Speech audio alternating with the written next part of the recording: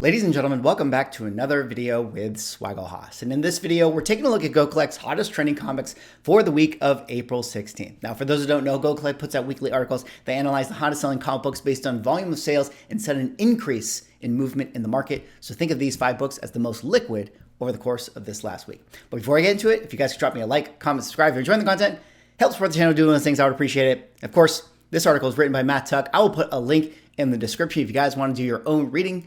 But I will break it down for you wherever you are. Maybe you're on a workout right now, doing a little jog, bagging and boarding, wherever you are. I hope you enjoy this video here today. And coming in here at the number 5 spot is a classic ASM book. Of course, we're talking about Amazing Spider-Man number 20, new to the list this week, just sneaking in there now, sitting in the 99th slot. And what is the significance of this? Well, of course, this is the book that came out in 1965, written by Stan Lee and drawn by Steve Ditko, that would feature the first appearance of the villain character known as the Scorpion. Now, it's interesting to see this book on the list. Scorpion, in my opinion, has always been sort of on that second tier of rogue gallery of Spider-Man villains. I mean, he was never, kind of in that, Sinister Six level of villain characters. Although, ironically, I think one of the reasons why the book is showing up on the list this week is due to the fact that, people are starting to get excited about the Kraven movie coming out later this year. It's already kind of been inferred that maybe Morbius and the Vulture, played by Michael Keaton, we're going to be putting together a Sinister Six squad. And the Scorpion already had that post-credit scene where he was talking to Michael Keaton. So maybe people are thinking, hey, when we get to the Kraven movie, are we going to get a post-credit scene and maybe see the return of the Scorpion in that movie? And a lot of people are starting to get excited about this book right here. Of course, even outside of movie spec, this is still a top 20 ASM book. I mean, a lot of people love to have their ASM runs complete. This is one of those, key books that you're going to need to complete your run. And I do think that the Scorpion, has still some potential to kind of at least be elevated into the next echelon of Spider-Man villains. But as we dig into the numbers for this one, let's take a look at some of the values here. CGC Census has this at 3,029 universal copies. 9/8s have 7, but let's take a look at some of the more recent sales. 8/0s have 164 on the census. Fair market value is around the $2,000 range, but you can see that this is actually a book that has been trending up, at least at this grade, where the 1 year was 1,800, but the 30-day is actually 2,500. So a book that kind of, slow and steady, of course, had its heights in the peak of 2021, had its correction, but now is on the uptick once again, maybe due to the fact that, people are getting excited about the possibility of the Scorpion showing up. Now at the 7/0 range, 236 universal copies here. 30-day moving is 952. That's definitely down from the 1 year. And then down here at the bottom, you might see it slab from time to time at the low grade. 3/5s had the fair market value around the $600 range. And I would say that that's pretty accurate because when you go into eBay looking for raw cubbies, typically they're still going to put you back around that $400 to $500 range, depending on the deal and depending on the grade that you can find for yourself. All right, let's move on now to the 4th hottest trending comic of the week. And the 4th hottest trending comic of the week is a classic book right here. Of course, we're talking about Marvel Premiere number 15, new to the list this week, now sitting in the 63rd slot. And what is the significance of this? Well, of course, it's the book that came out in 1974, written by Roy Thomas, that would feature the first appearance of the character known as Iron Fist. Now, we all know we got the Danny Rand Iron Fist in the Netflix universe alongside the Punisher and Daredevil and Jessica Jones, but a lot of people did not like the portrayal that we got in that show. I have to agree with them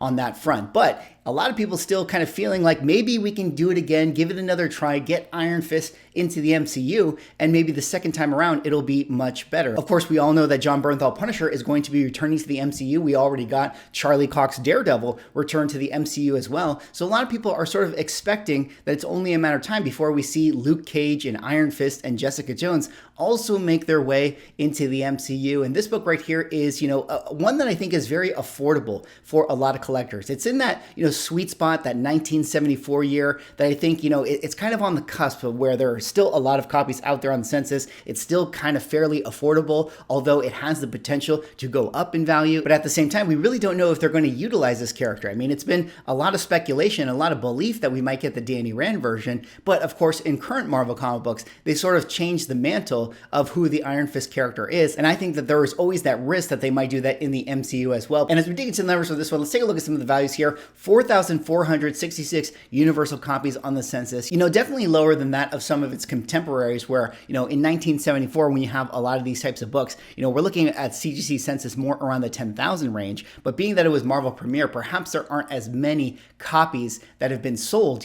for this title as opposed to, say, Giant Size X-Men #1. 9.8s have 88 on the census. Fair market value is $4,900. 30-day moving kind of right in line to that at the $5,000 range. Of course, this is the book that definitely had its correction from the peak of 2021, where it was selling upwards of $11,000 back in August of 2021, a pullback of about 50%. 9.6s here around the $1,000 range, 8.0s around the $300 range, and then of course down here 1974 book. Not going to see it slab too often at the low grade, but when you go into eBay looking for raw copies, typically you can see them being sold around that $150 to $250 level.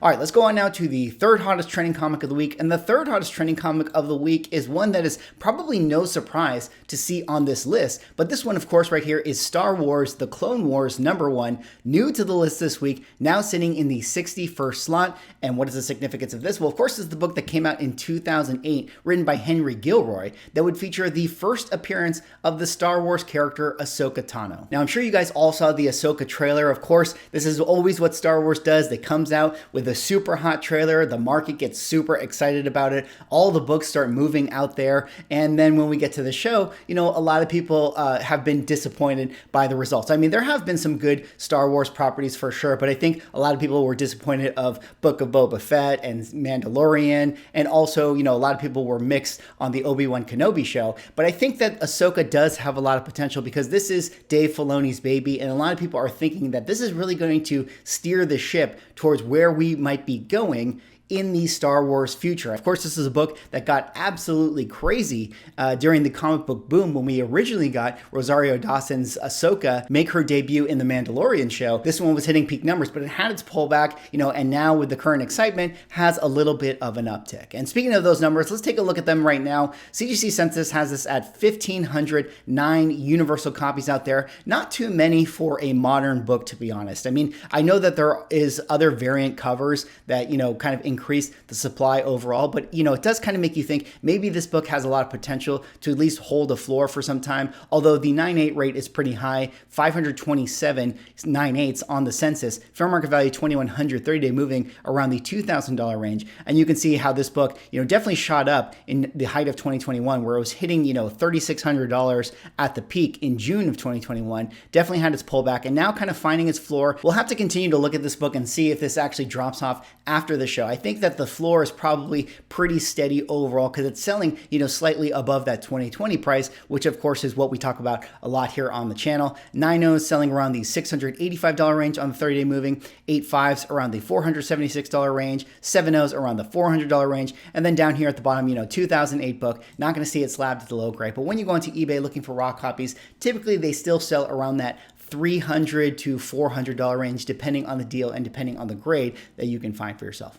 All right, let's go on now to the second hottest trending comic of the week. And the second hottest trending comic of the week is one that we talked about in some of the other hot lists recently. But this one, of course, again, no surprise to see it here, is Infinite Crisis #5, the Jim Lee variant, new to the list this week, now sitting in the 7th slot. And what is the significance of this? Well, of course, this is the book that came out in 2006, written by Jeff Johns, that would feature the first appearance of Jaime Reyes as the Blue Beetle character. Now, like Ahsoka, we recently got the trailer for the Blue Beetle movie. In my opinion, I personally wasn't that excited about it. I mean, I'm not really excited about a lot of the DC properties that are coming out this year because I think that they're all filler, kind of waiting for James Gunn's universe to take off. But we did see the market go crazy for a lot of Blue Beetle books. A lot of people were really excited about this one, especially this one right here, which is, of course, the first appearance of the character, or at least Jaime Reyes as the Blue Beetle. And honestly, I can understand why. Aside from the fact that this is the first appearance, I mean, it is a Jim Lee cover, and it is a very cool Jim Lee cover. On top of that, also, you have the Blue Beetle affiliation to Booster Gold, which of course, Booster Gold is going to be playing a role in the James Gunn universe. So maybe this character actually is going to survive, the crossover once we get into the Gunn universe later on down the road. So I can understand why people would have a more bullish outlook on this book. And as we dig into the numbers for this one, let's take a look at the values here. CGC Census has this at 1,368 universal copies copies. This is specifically for the Jim Lee variant. There is other variants of this book as well, but those aren't ones that are heavily chased in the market due to the fact that the cover is king in this particular situation. 9/8 have $629, fair market value around the $300 range. Fair market value for the 30-day, kind of right around that. You can see that this is a book that has had kind of a tumultuous journey where it did hit peak prices back in 2018. I believe that that was when this movie was originally announced, had its major pullback, shot back up in 2021, had a pullback once again, and now is once again on the upswing to where it's kind of settling around that $300 price point, which feels like a decent entry level if you're someone who really does believe in this book. Of course, modern book, not going to see it slabbed at the low grade, but when you go onto eBay looking for raw copies, typically now they sell around that